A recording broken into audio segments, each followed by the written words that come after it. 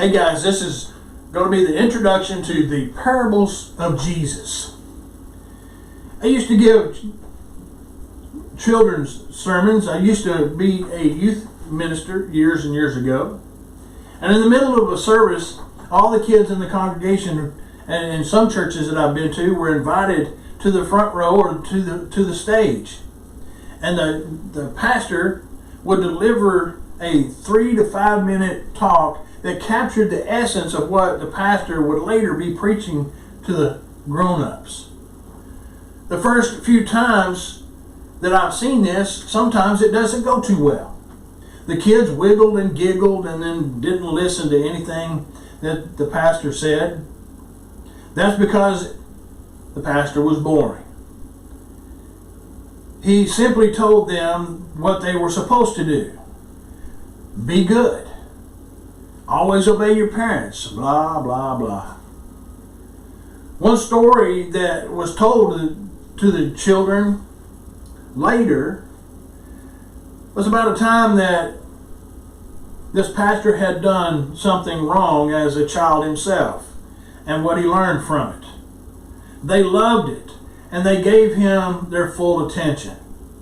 So the next time that he did the children's sermon, he told another story and the similar results. Pretty soon, that's all that this pastor would do. Tell stories about the naughty little pastor. After a while, this pastor noticed something else, that the adults liked the stories too.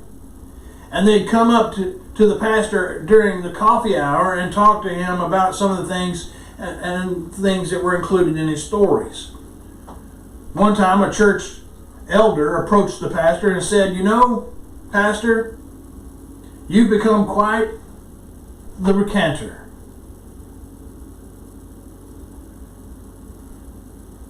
I had no idea what recanter was. All I knew is that he liked my stories. As you'll see in the next 5 readings, Jesus' stories or parables all the time of his ministry. In fact, judging from the material recorded in the 4 Gospels, he spent more time telling stories than he did preaching. Sometimes his teaching style perplexed his disciples. They once asked flat out, "Why do you speak to people in parables?" And Jesus' response in Matthew 13:10 says, and the disciples came to him and says, "Why do you speak in parables?" And Jesus did the first of all his stories to communicate, and second, because he was speaking to such a wide variety of people. Some of his listeners were devout followers, devoted followers. Some were arch enemies. Some were confused onlookers. Some were hurting souls, and some, like you and I, would only read the words centuries later.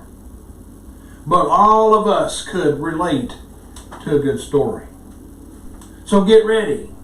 Hold on to your seat. Saddle up. Put your thinking caps on. You're about to explore the parables of Jesus, the world's greatest storyteller. I'll see you next time.